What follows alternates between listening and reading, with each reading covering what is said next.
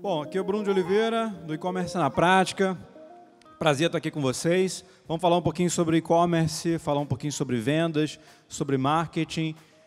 Eu não palestro em muitos eventos, conciliar a rotina, né, dentro do negócio e palestra. A forma que eu lido para conciliar isso é não palestrando na maioria dos eventos. Então, quando eu recebo um convite especial como esse daqui, e é um prazer também estar iniciando essa jornada como embaixador da V4 Company, eu sempre me preparo para poder trazer um conteúdo diferente para vocês aqui. Eu trouxe hoje um conteúdo repleto de dados sobre o mercado de e-commerce. Eu sei que tinham vários palestrantes, alguns amigos meus, que vinham trazer dados também sobre outras áreas do mercado de e-commerce, do mercado de varejo. Então, eu trouxe muito dado sobre o comprador do e-commerce, eu trouxe muito dado sobre o empreendedor do e-commerce.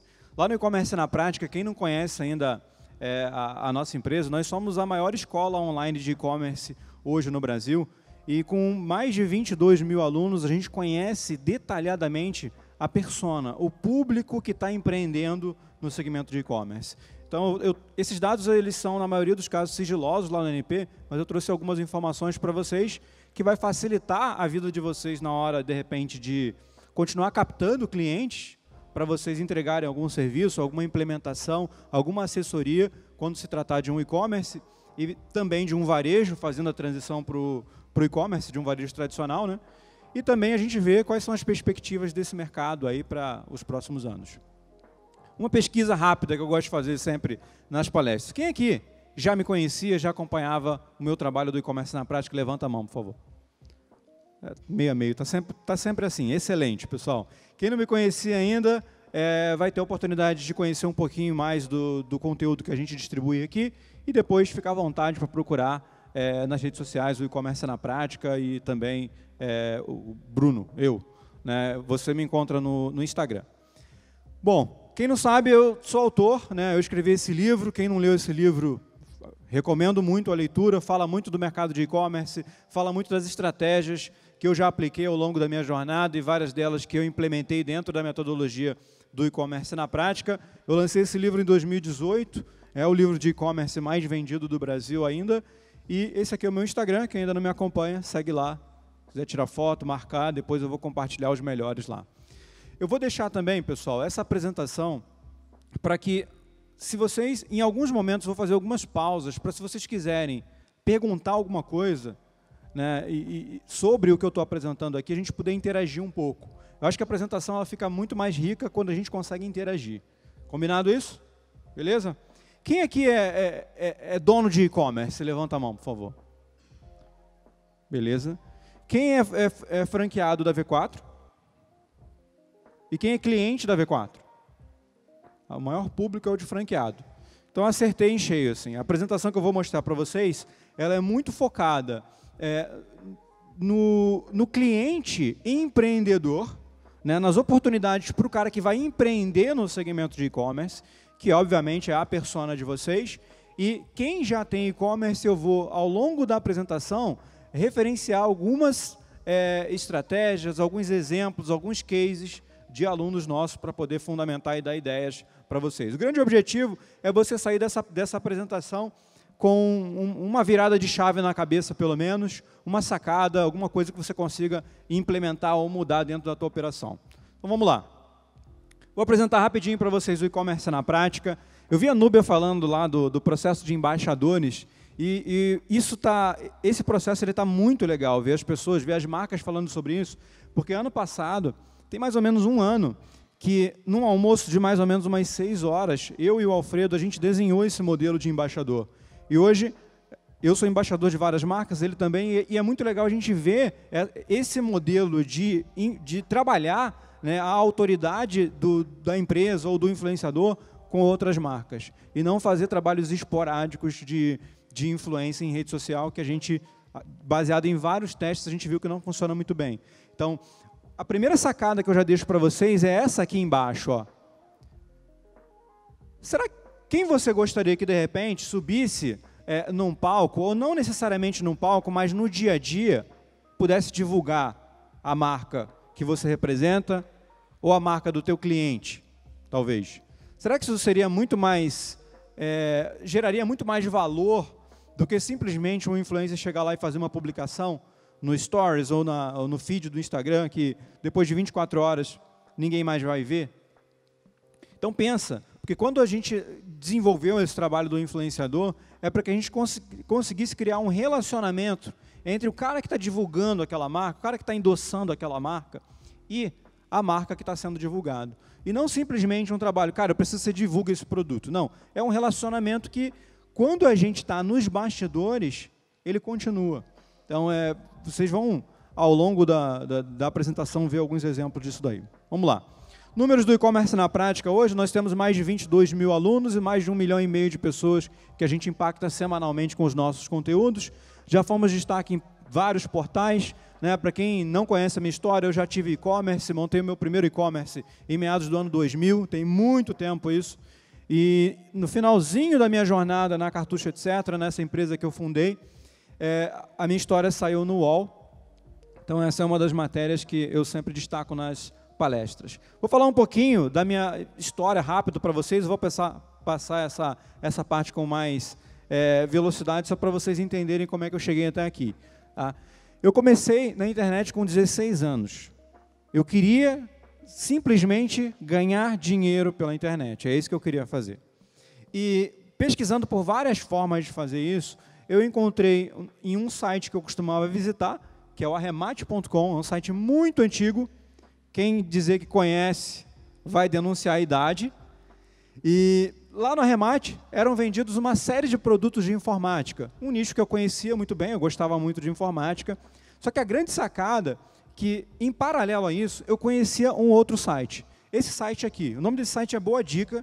Esse site é um site muito famoso no Rio de Janeiro. É um site de pesquisa de preços de lojas de informática. Aí você vai falar, pô, não é tão novidade assim. Pois é, mas ele é diferente. Ele pesquisa preço de lojas físicas. Então não é igual o Google Shopping ou o Buscapé, do jeito que o Buscapé já foi. Não, ele pesquisa preço de lojas físicas. Então você quer comprar, por exemplo, uma memória, você vai lá, escolhe o tipo de memória que você vai comprar, e ele vai mostrar os menores preços e o endereço das lojas, para que você vá lá e compre. Na época, foi uma ideia muito boa. O incrível é que o site existe até hoje. Até hoje ele é lucrativo, ele é rentável. Mas, naquela época, devido a essa competição que acontecia no Boa Dica, o mercado de informática lá no Rio de Janeiro tinha preços muito baixos. Trabalhava com preços muito competitivos. E quando eu fiz a comparação do Boa Dica com o Arremate, eu vi que eu poderia comprar os produtos no Boa Dica e vender no Arremate. Então, ali eu vi uma oportunidade de começar a vender produtos de informática pela internet e ganhar dinheiro a cada venda que eu fazia. Bom, comecei a fazer um estudo, uma pesquisa sobre o que eu poderia vender, encontrei alguns produtos, só que o meu primeiro desafio, né, não tinha dinheiro para poder montar um estoque, para poder fazer uma curadoria de produtos, para poder ter os meus primeiros produtos ali para começar. Então, a minha ideia foi desmontar o meu computador que eu tinha na época, e tirar algumas peças dele para que eu pudesse vender. E, com isso, fazer algum dinheiro para começar.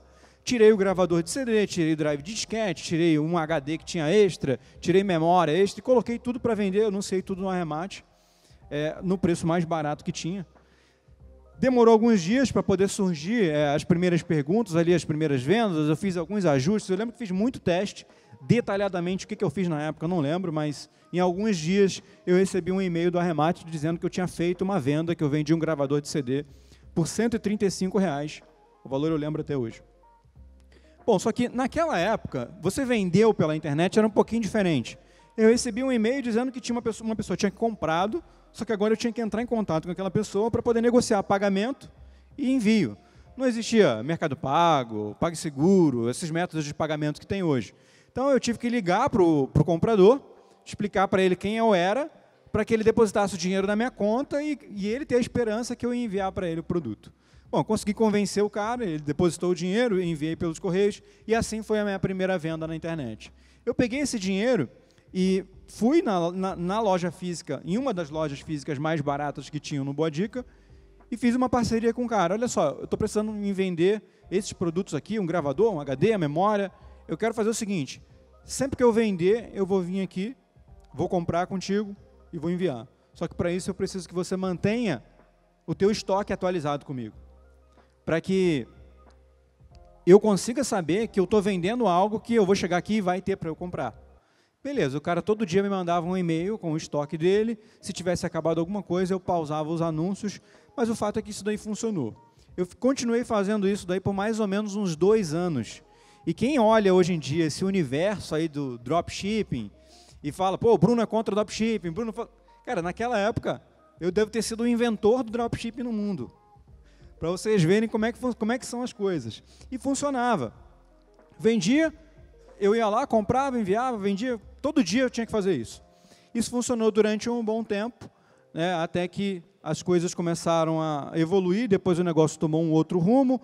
Né. Em 2000 e um pouquinho antes de 2005, eu decidi aprender a recarregar cartucho de impressora.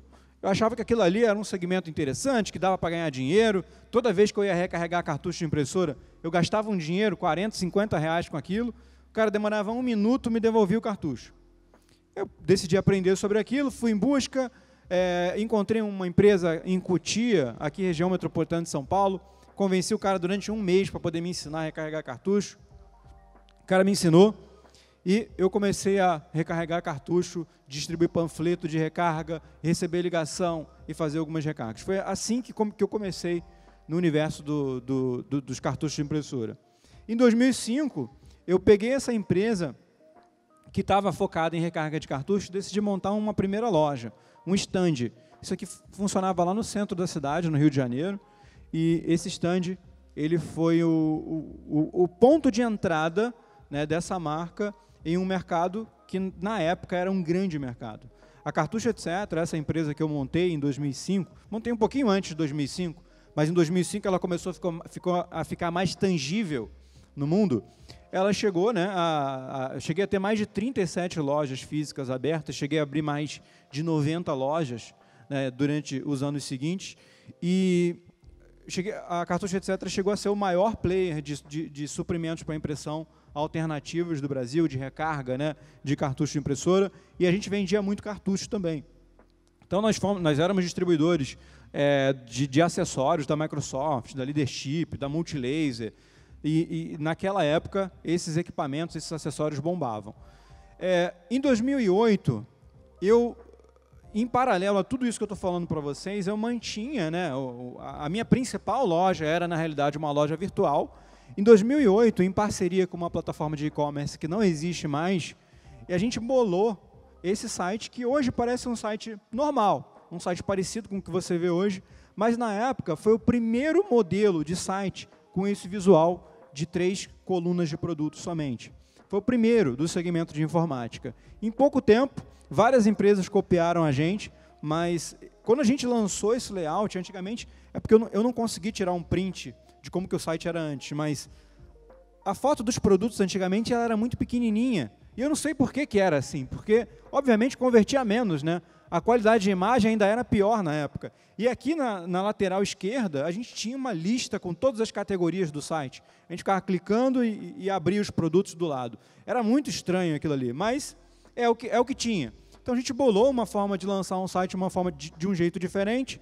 Isso daí, quando a gente lançou, a nossa conversão aumentou muito na época, foi uma forma da gente também mudar esse mercado, isso foi lá em 2008.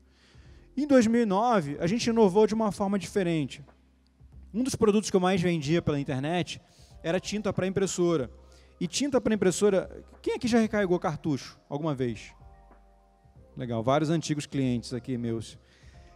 Quando você recarrega cartucho, geralmente, a maioria das impressoras, né, usam 2 cartuchos, um preto e um colorido. Só que o colorido ele trabalha com 3 cores primárias, ciano, magenta e o amarelo. Então, quando eu vendia tinta para um cara recarregar um cartucho, ele tinha que comprar 4 cores de tinta. E, às vezes, isso inviabilizava, né, uma pessoa que tinha um escritório pequeno ou que queria recarregar cartucho para uso doméstico. Inviabilizava porque a tinta era muito cara. A gente tinha que vender galões de tinta, né, porque a tinta ela vinha assim para a gente. Então, às vezes, o cara tinha que gastar R$2.000 nos galões de tinta para poder recarregar cartucho em casa. E isso a gente perdia mercado.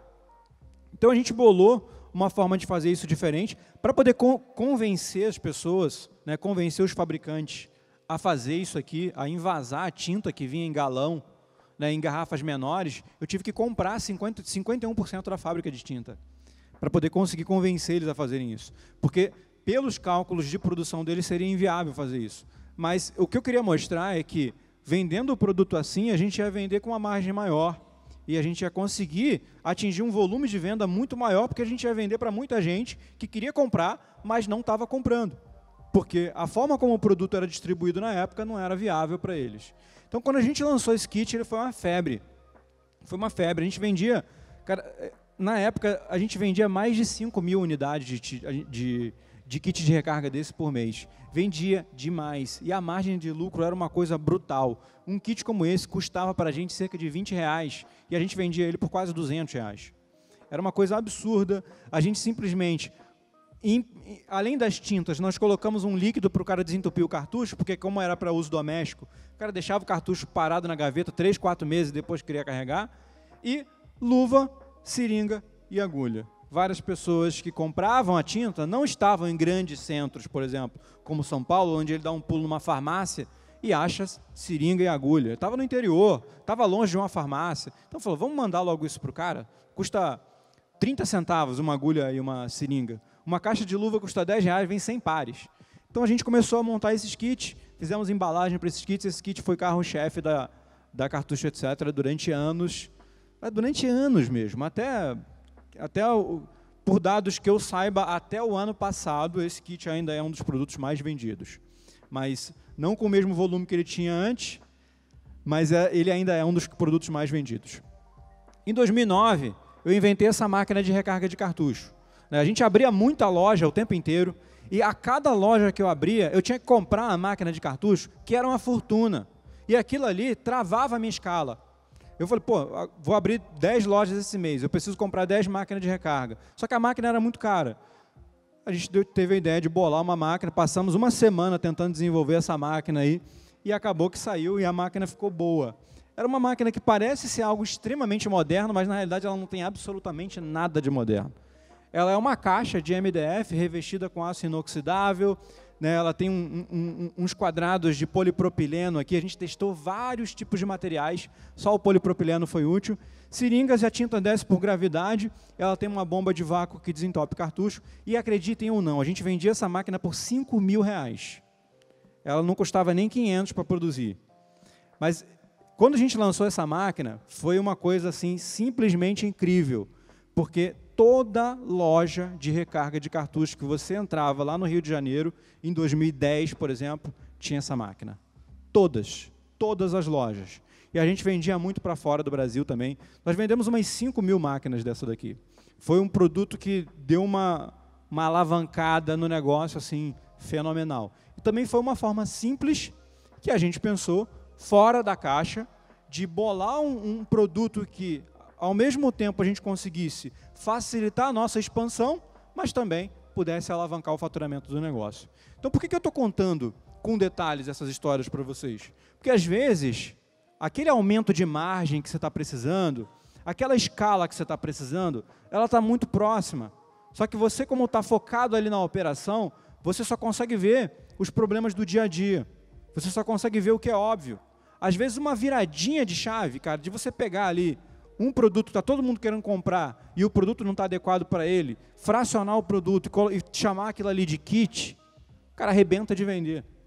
Às vezes você pegar meia dúzia de componentes, contratar um marceneiro, contratar um serralheiro, contratar um torneiro mecânico, para o cara tentar transformar isso numa máquina, vira o jogo. E eu lembro que a gente colocou esses caras durante uma semana dentro de uma sala para a gente poder tentar entender como que isso ia se transformar numa máquina. E esses caras não cobraram nada. Esses caras não cobraram nada da gente. Tudo que eles queriam era ser fornecedor se o negócio desse certo. Mas esse tipo de coisa é muito simples de vocês fazerem. E às vezes a gente acha que a grande virada de chave do nosso negócio é um criativo diferente no Facebook. É uma página de captura diferente, é mudar a cor do botão. Às vezes não é, galera. Isso é importante? Lógico que é. Mas tem coisas que às vezes podem fazer mais diferença, né, olhando o ponto de vista macro do negócio, do que simplesmente uma mudança de layout ou um anúncio diferente. Então, eu sempre tento causar essas provocações, para você às vezes tirar a cabeça só do Facebook, do Instagram, do Google, e tentar fazer uma coisa diferente. tentar mudar algo que está dentro da operação e que ninguém está olhando, nem você e nem os concorrentes. Isso pode fazer muita diferença. O kit de recarga, como vocês devem imaginar, alguns concorrentes tentaram copiar a gente na época, mas eles não sabiam que a grande sacada do kit era um PDF de como que o cara conseguia recarregar o cartucho. Para que serve aquela tinta se ele não souber recarregar? O cara vai se cagar todo com aquela tinta ali. Aquela tinta não sai na mão, é um inferno aquilo ali. Vai sujar a parede, sujar a mesa. Então, a grande sacada era um PDF, que ninguém fez, nenhum concorrente copiou isso. E a máquina, obviamente, ninguém conseguiu copiar. Tinha umas máquinas ridículas que começaram a vender com umas peças sem qualidade. O cara, ao invés desse registro aqui, que era um registro caríssimo que a gente trazia lá da Alemanha, o cara colocava aquelas torneirinhas que usa em hospital, onde você fecha e trava o soro.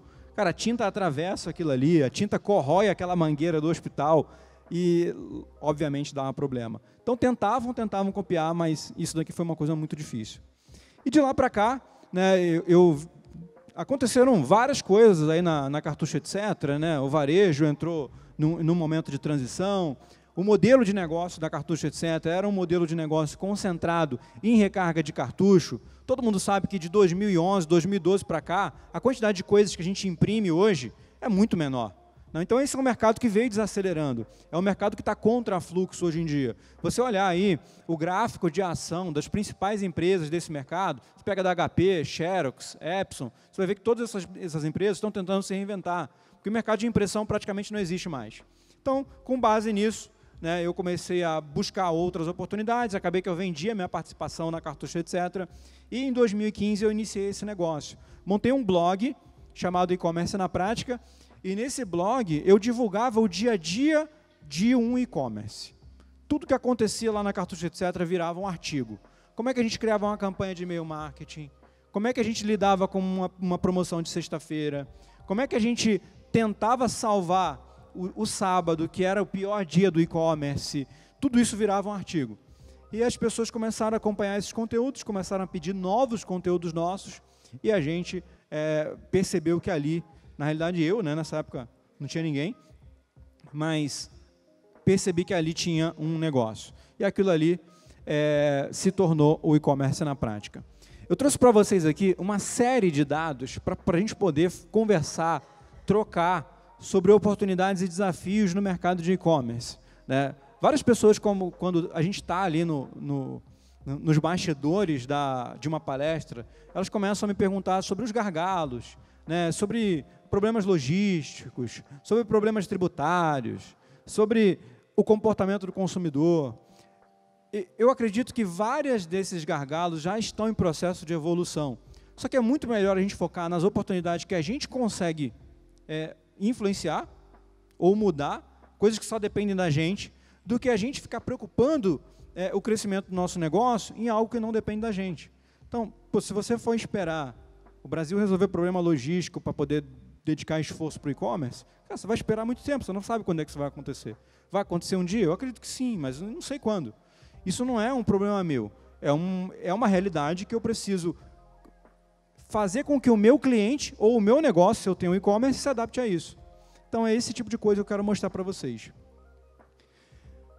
Antes, eu vou mostrar isso aqui, que são as 20 razões por que uma empresa acaba indo à falência. Então, por que eu estou mostrando isso? Porque hoje eu lido com um empreendedor todos os dias. Né? Todos os dias são 100, 200 novos clientes no e-commerce na prática que estão ali depositando no conhecimento que a gente entrega a realização de um sonho. A realização de um sonho de empreender, a realização de um sonho de ganhar dinheiro, de mudar de vida. E em todos os nossos treinamentos, em todos os conteúdos que a gente publica, às vezes eu sou até chato em falar isso, em tentar mostrar que o mundo do empreendedorismo não é um conto de fadas. O mundo do empreendedorismo não é nenhum mundo de maravilhas. Existem muito mais desafios do que oportunidades. As dificuldades, elas são muito, muito, muito difíceis. E 99% do tempo você vai estar lidando com dificuldades. Então, o nosso grande objetivo é fazer com que 1%, quando a gente estiver comemorando, a vitória seja tão grande e suficiente para poder comportar todos os outros 99%. Essas são as 20 razões principais porque uma empresa quebra. E, por incrível que pareça, 42% quebra porque o mercado não precisava desse produto ou desse negócio. Tem um dos vídeos que a gente mais tem visualizações no YouTube, é um vídeo onde eu falo de boas ideias e mais negócios. Alguém já assistiu esse vídeo? Algumas pessoas já assistiram, duas pessoas. Nesse vídeo eu faço um paralelo, porque todo mundo acha que tem uma ideia mirabolante. Só que essa ideia mirabolante, ela precisa de um modelo de negócio viável para que ela se transforme de fato em um negócio. Porque senão, ela pode te trazer muito mais problemas do que soluções. E outra aqui, ó, produto deficiente, modelo de negócio falho, marketing ineficiente. Essas ações aqui são coisas que vocês têm como influenciar, já que o negócio de vocês é prestar assessoria para o cliente, assessoria de marketing. Fazer ele evoluir o produto dele, fazer ele evoluir o modelo de negócio e melhorar o marketing, são ações onde vocês podem se concentrar. Tá? E isso pode até ajudar para que ele mude o negócio dele para um modelo que o mercado precise, para que um modelo que o mercado esteja necessitando daquele momento. Vamos lá, eu trouxe duas notícias que são relevantes dessa semana, que fazem a gente perceber que o mercado de e-commerce ele não desacelera nunca. Né? Ontem a Magazine Luiza anunciou que comprou estante virtual. Então, o mercado de livros, que muita gente achava que era um mercado que já estava acabado, cara, pelo visto não está. O maior player, o player que mais cresce hoje no e-commerce, decidiu comprar uma operação dessa, então é um mercado que ainda tem muito para virar. Agora, por que ela faz isso? Porque, obviamente, né, a categoria principal hoje em dia da Amazon é livro. E hoje ela está muito focada ali em construir as trincheiras ali contra a Amazon. Já a Amazon divulgou ontem, né, lucro, e o lucro veio muito acima das expectativas, né, disparou a quase 12% num dia e atingiu um faturamento de $1 trilhão. Faturamento não, desculpa, valor de mercado, de $1 trilhão. São números realmente absurdos, né, é um número muito gritante. Agora, eu fiz questão de trazer para vocês, né, que essa empresa está prestes aí a fincar os dois pés aqui e começar a realmente fazer as coisas acontecerem com mais velocidade aqui no Brasil. Por enquanto, eles estão ainda avaliando. Números do e-commerce. O que reforça o amadurecimento do consumo online de bens? Vamos lá. Esse daqui é uma previsão final para 2019, não são números concretos ainda, mas a gente tem ali números chegando a 60 bilhões de faturamento. Só que tem um outro slide que eu vou mostrar para vocês depois, que mostra que esse mercado é muito maior do que isso na realidade. Então, a gente tem 144 milhões de pedidos, um volume 18% maior, e um ticket médio que caiu um pouquinho, que é explicado pelo aumento de vendas do segmento de moda e beleza, que é um segmento que tem um ticket um pouco mais baixo do que, por exemplo, linha branca e celulares. Tá? Agora, olha só esse outro número aqui.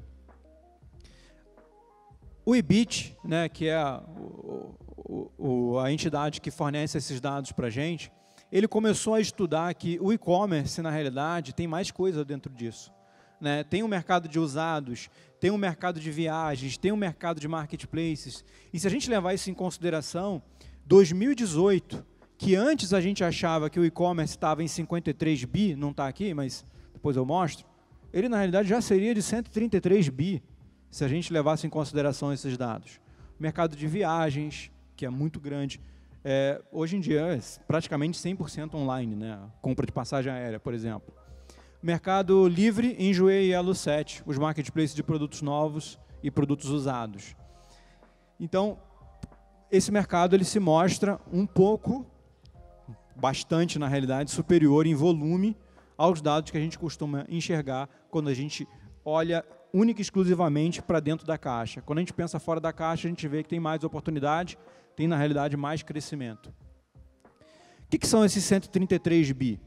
53 bi foi e-commerce, isso aqui é 2018, tá? 2018. E 80 bi é o que está sendo ignorado.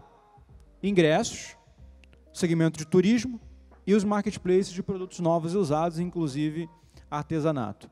Então, hoje, quando a gente fala, pô, o e-commerce é 53 bi, cara, eu estou deixando ali na mesa 80 bilhões. 80 bilhões que eu estou deixando na mesa. Não faz o menor sentido, porque o que essas empresas fazem não deixa de ser e-commerce. Então, o que isso aqui agrega para você? Muito, agrega demais, porque hoje, ao invés de você estar só focado em adquirir um cliente que vende, por exemplo, moda, cara, você pode abrir o leque e trabalhar para um cliente que vende dentro do Mercado Livre, por exemplo. Um cliente que vende ingresso, ou pacote de viagem, ou passagem aérea. Então, tem muito mais mercado fora da caixa do que aquele mercado que a gente costuma ver só ali dentro da caixa. Crescimento. A gente sabe que o e-commerce, ele até pouco tempo atrás, ele estava muito concentrado no Sudeste, ainda está de fato, mas esse dado aí, ele mostra que as outras regiões, elas crescem muito mais que o Sudeste. Então, a gente tem, por exemplo, o Nordeste com um crescimento de 2% em relação ao todo, né? O Centro-Oeste crescendo 4%, o Norte crescendo 36%, o Sudeste crescendo 9% e o Sul crescendo 29%. Só que esses dados eles são de 2018. Na prévia que a gente já tem de 2019, a gente vê um crescimento muito acelerado, principalmente no Nordeste. E várias empresas hoje já estão investindo em melhorar a infraestrutura naquela área. Então, Correios, Amazon, Mercado Livre, já anunciaram a criação de fulfillments, né, de armazéns lá no Nordeste, para que isso diminua o custo de frete lá, que é claramente um dos grandes dificultadores do comércio naquela região ali. Mas, galera, tem uma sacada que eu vou falar sobre isso. Mesmo não tendo o fulfillment ali, né, quem está no Nordeste consegue criar uma estratégia de e-commerce para poder atender com regionalidade aquela área. Né? A gente tem vários alunos do Nordeste, grandes cases de sucesso do e-commerce na prática, que começaram criando uma estratégia focando em vender para o Nordeste. O frete do Nordeste é muito caro? Mas obviamente Sul, Nordeste é caro, Sudeste, Nordeste é caro. Nordeste, Nordeste não é tão caro.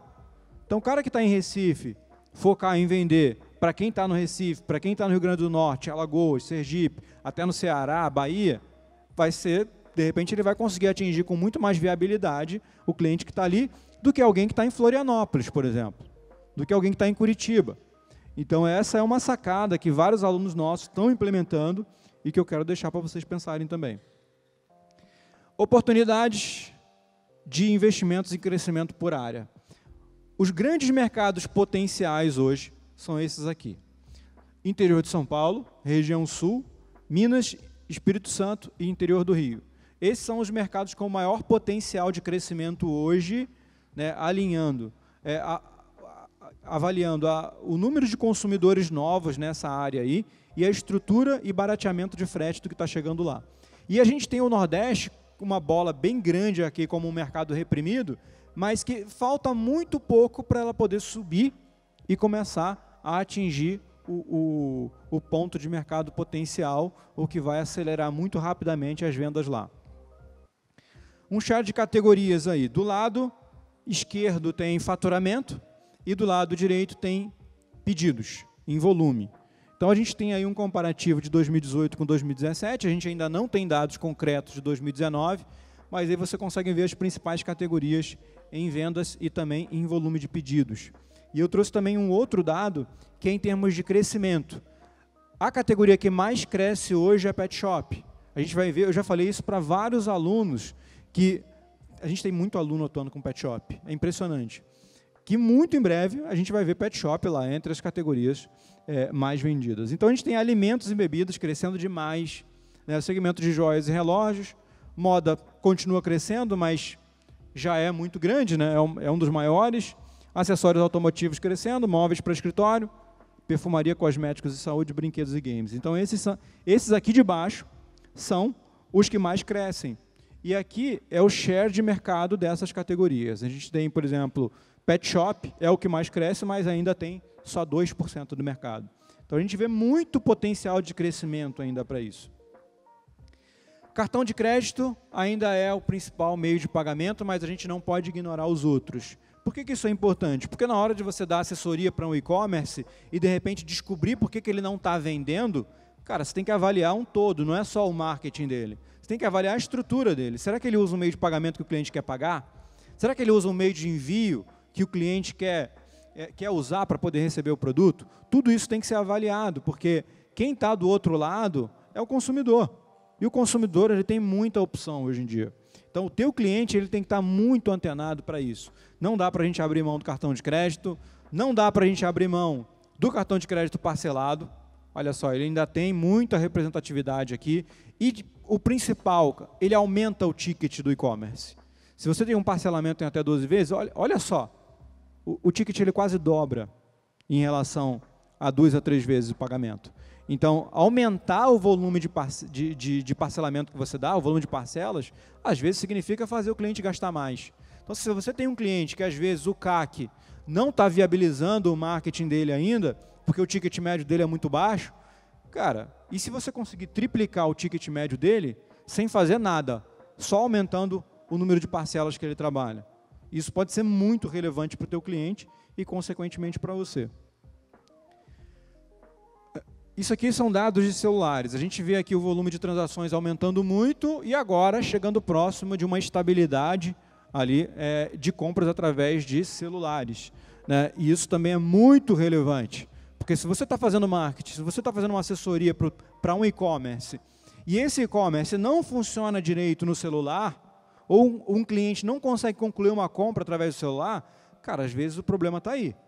Porque se você está fazendo tráfego no Facebook e está usando os dispositivos automáticos lá no Facebook, pode ter certeza que 85%, 90% do tráfego está indo para o celular. E se o cara não tem um site responsivo e adequado para a conclusão de compra no celular, isso está impactando. Então, é uma coisa que vocês têm que prestar muita atenção, é na usabilidade do site para celular, porque isso aqui não tem volta. Eu acho que a gente vai ter uma estabilidade aqui, mas não vai existir mais uma curva tão íngreme assim, mas isso também não baixa. A gente está numa estabilidade, mas cair não vai cair mais.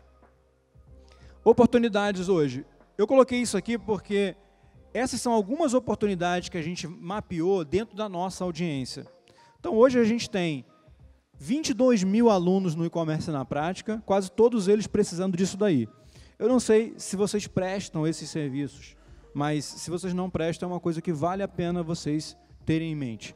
Mas muita gente, principalmente o cara, quando monta uma loja física hoje em dia, quer dizer, o cara tem uma loja física ou tem uma rede de lojas físicas, e ele sabe que ele precisa ir para o e-commerce. Esse cara, por mais que ele saiba o que ele precisa fazer, na maioria dos casos, ele não sabe como e nem tem tempo para fazer isso.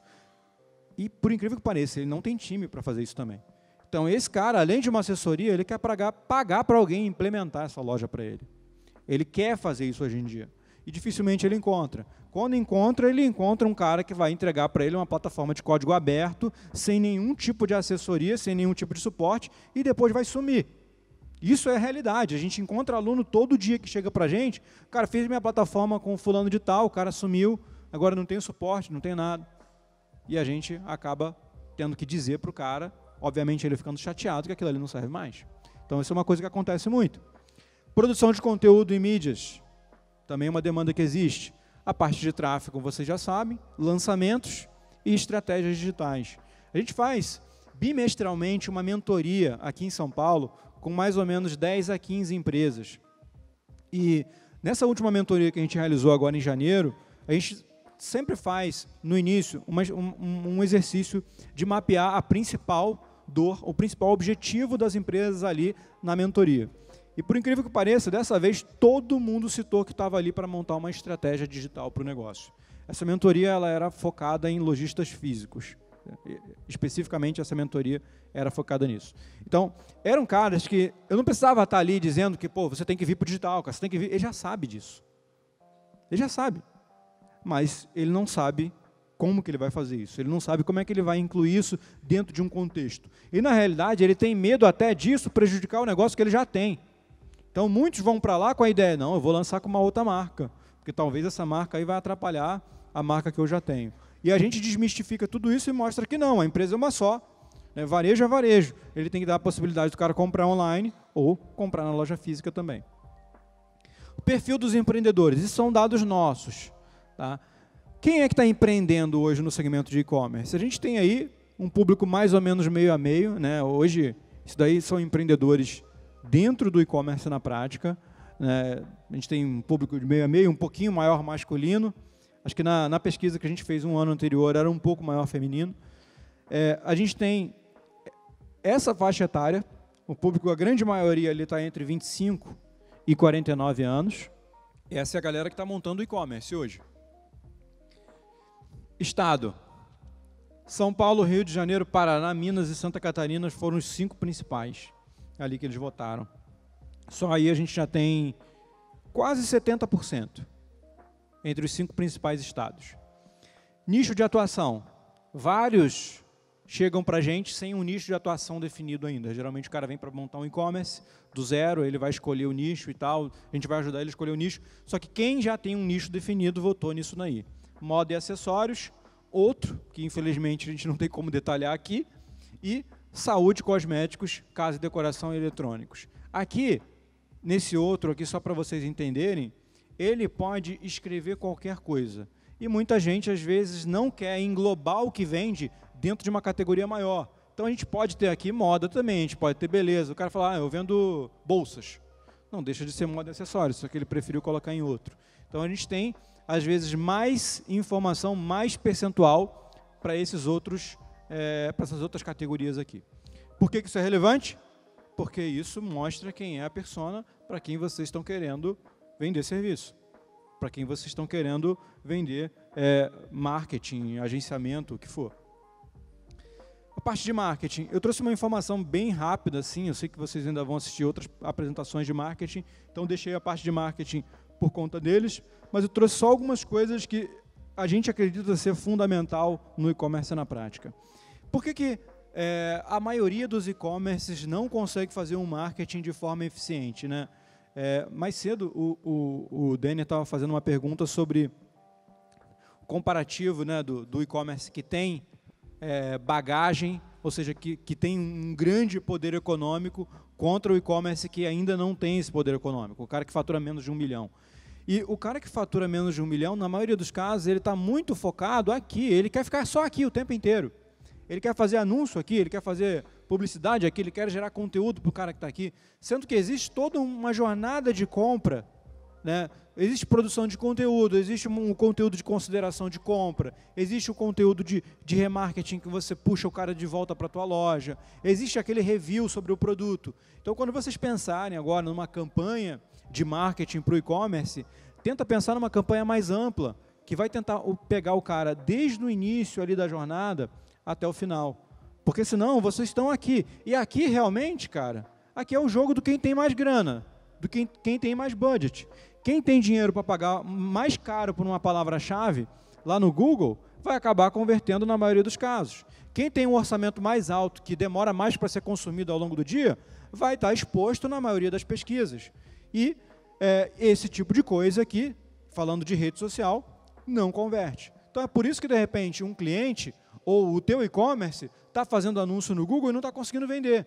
Está fazendo anúncio no Facebook, no Instagram e não está conseguindo vender. Porque vocês estão focados no que realmente não importa ali. Tem que se construir um funil, uma estratégia e tentar impactar o cliente em outros canais também. Para poder entender, lá no e-commerce na prática, isso aqui é óbvio, né? Mas pouca gente faz isso. É um mapa de empatia que a gente divulga lá dentro do e-commerce na prática, e mapeando essas 4 perguntas e dores e objetivos do cliente, você vai conseguir entender o contexto desse cliente dentro de uma estratégia mais robusta de marketing. E assim tentar entender qual tipo de conteúdo, qual tipo de anúncio você consegue fazer para cada etapa daquele funil. Se vocês quiserem esse arquivo depois, é só procurar no Google ou no YouTube por mapa de empatia e e-commerce na prática, que vocês vão cair numa landing page que tem esse PDF aí para vocês baixarem.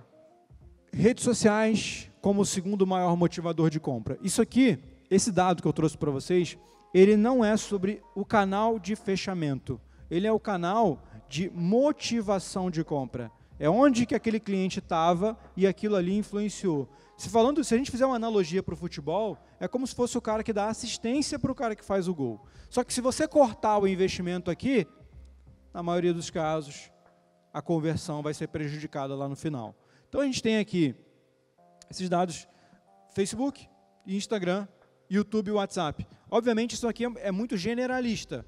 Se a gente falar, por exemplo, no e-commerce na prática, no nosso modelo de negócio, cara, o WhatsApp e o YouTube estão pau a pau com o Facebook e Instagram ali, porque a gente tem uma estratégia muito robusta. No YouTube a gente tem o maior canal de e-commerce do Brasil e do mundo. Isso é muito representante. Isso tem uma representatividade muito grande. No WhatsApp a gente faz ofertas mais agressivas, mas ele também tem o papel ali.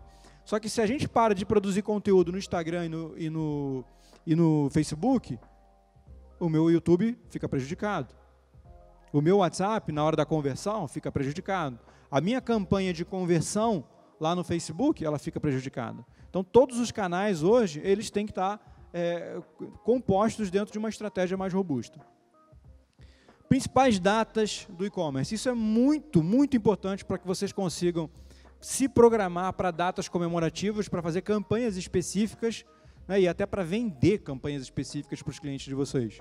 Então, essas são as datas de maior consumo no e-commerce hoje, né, e temos aí datas bem interessantes e datas que vêm crescendo, como, por exemplo, o Dia do Consumidor vem crescendo muito, Dia das Mães sempre foi uma data muito relevante, Black Friday e Cyber Monday é uma data que esse ano teve uma representatividade muito legal. A gente vai ver mais movimentos aí a respeito de Cyber Monday. Ferramentas de trabalho.